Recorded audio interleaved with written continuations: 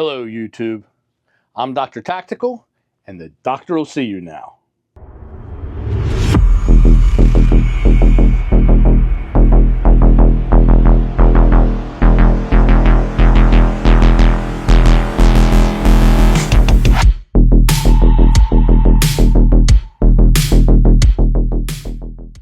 Welcome back to the channel.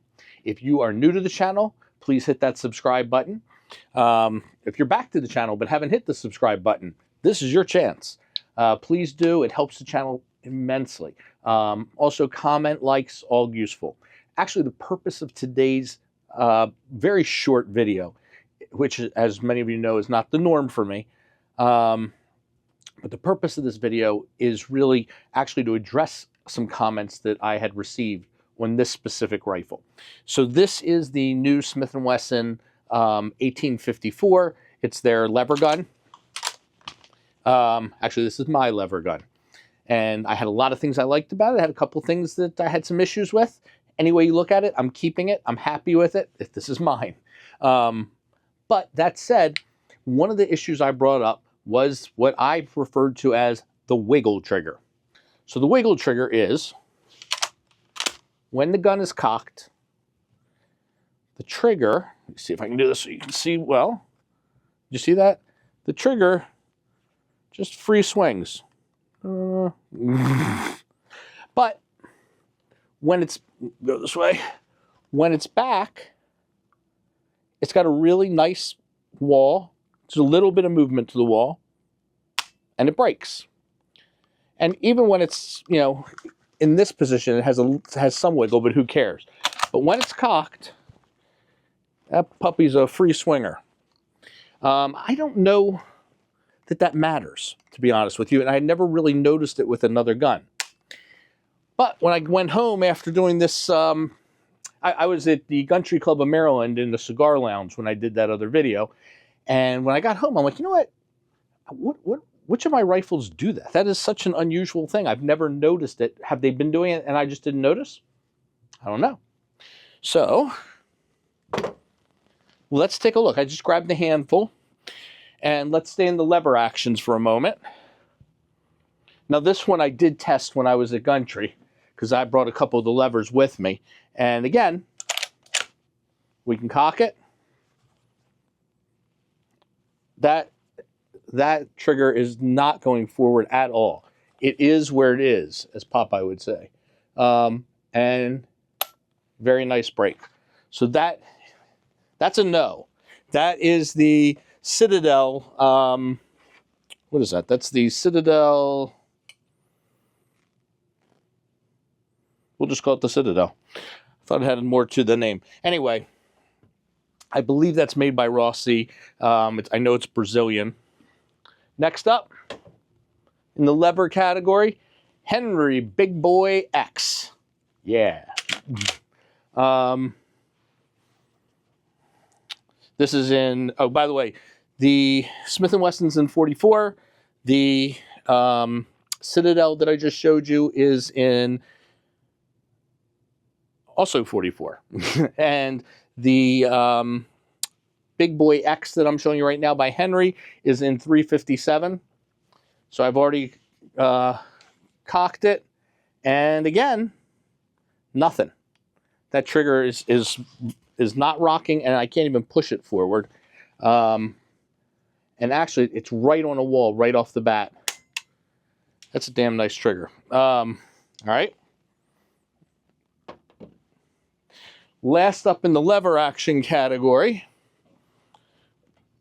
will be our Marlin 1894 Trapper. I love this gun. This is my 4570. This is a beaut. Yeah, I mean, really can't do that enough. Anyway, trigger. So the trigger's not, it is. The trigger is swinging a little bit. I was going to say, I know that I can play with it a little. I can make that trigger move around. It's not as bad as the Smith, I shouldn't say bad, not as significantly as the Smith & Wesson. And does it just free hang? It's got a little wiggle. All right, so far the Smith & Wesson and the Marlin are what I would call my wiggle triggers. That is a term coined by DoctorTactical, but you have full permission to use. Now, let's try this. All right, it's a nice trigger, though. It's a really nice trigger. And that swinging around, truthfully, isn't going to affect me in any way, shape, or form, because the fact of the matter is, when I'm shooting, I'm going like that. My finger's right on the trigger. It's not, even if it were further in a different position, further forward or something, I still am going to get right to it. And as soon as it's back, it's wonderful. Okay. So that answers the lever gun questions. Do any other of my guns, now, again, I just brought out a handful, but let's look at the Tavor. Now, in all fairness, the Tavor here has, this is an original Tavor, and it has the, what's it called, Geissele trigger in this thing. So let's rack it. No, the Tavor's trigger is definitely not swinging forward. It goes back up a little bit. Actually, that Geissele did a great job on this for a bullpup trigger.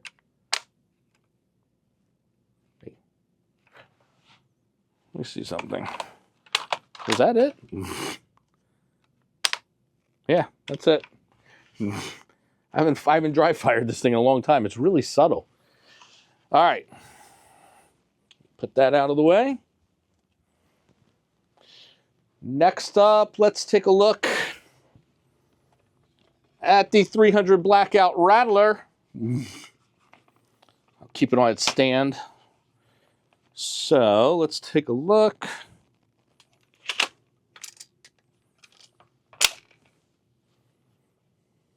By the way, all guns have been safety checked and cleared.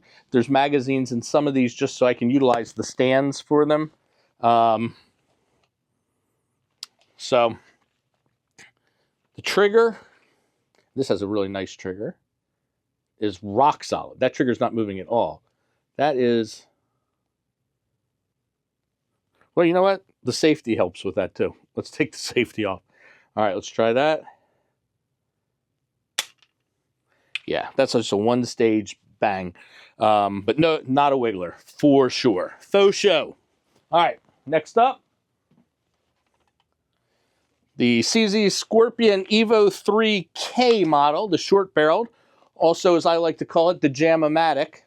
Had more issues with this gun jamming than any other gun I've have. And I have sent it back and gotten it back from CZ only to continue jamming. All right, but it does do this. And it doesn't go forward. It's gun. All right, let's, oh, I've got a magazine in it, that's why.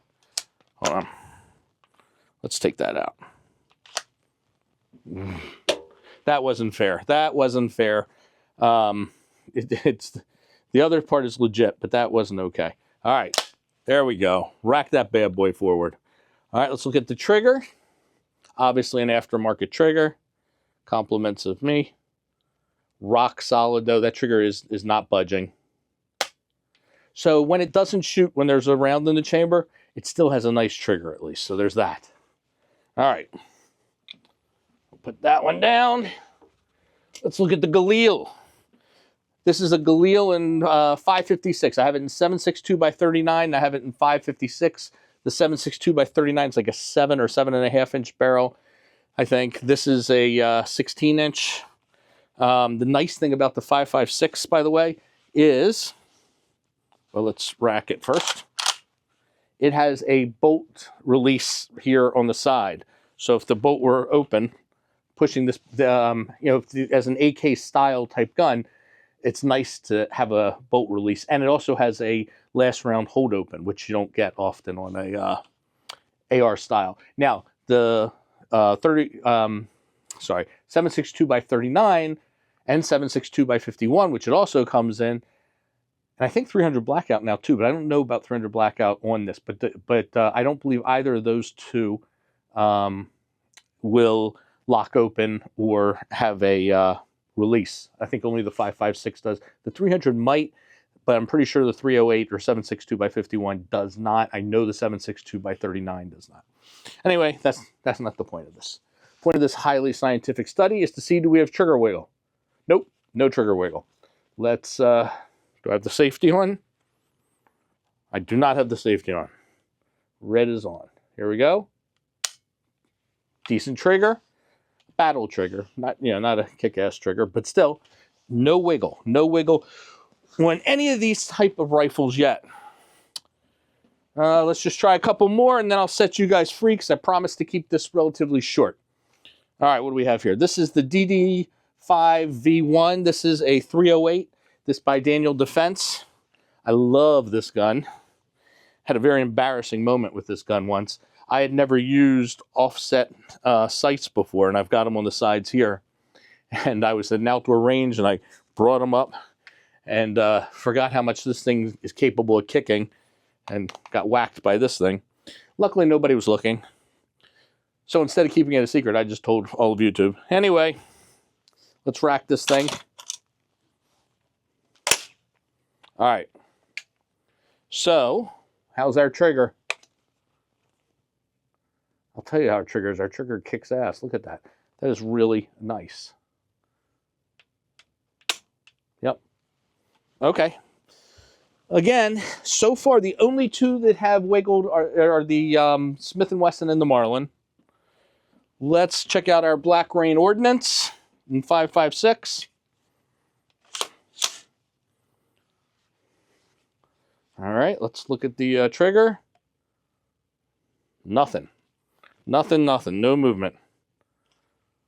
And by the way, one of the cool things on this, I loved it, even though I can't turn to it. I've got the happy, well, I can't call it a happy switch, but it's got the happy button position there. All right, the fun switch. Let's do this. Nice trigger. Not a wiggler. You know, I never thought about the wiggler before that damn gun, and now I guarantee you I'm never picking up another gun for the rest of my life without looking at the trigger and wondering if it's a wiggler. Haven't even looked at the revolvers yet. All right, last one we're going to check now. Oh, well, I already sort of did this, but we'll do it anyway. I got you here. This is, again, the Galil. This is the 7.62x39. Does not have the thing over, the, what do you call it, the button for release. All right, and the other one didn't do anything. This one doesn't do anything. It's rock solid. Let's check it out. Let's turn the safety off. Now let's try it again. What the hell is going on here? Hold on. All right, let's try it now. All right, it's fine. It's fine. It's a battle trigger. It's, you know, it's perfectly acceptable. But most importantly is it's not swinging anywhere. All right. Thank you guys for lending me your ears for this very short, very scientific experiment. So the two wigglers, Smith & Wesson 1854, the Marlin 19, no, who is it? Sorry, the 1854 and the Marlin 1894 Trapper. Is that a bad thing? You guys let me know. Tell me if you, and some of you guys out there are like gunsmiths and stuff. I know I got a lot of doctors that watch this channel too. But you guys are going to be useless to me on that one most likely. But as far as what you think when you see a trigger that free swings when it's in the cock position, what's your take on that? Is there any downside to that I'm not seeing? Because I actually really don't see one. It looks sloppy to me, and my gut tells me something's wrong. But for the life of me, I don't really see where it's a problem. But that's why we have a comment section. So again, thank you. Please hit the subscribe button if you haven't already. And I look forward to the next one. I'm Dr. Tactical. Dr. Tactical, out.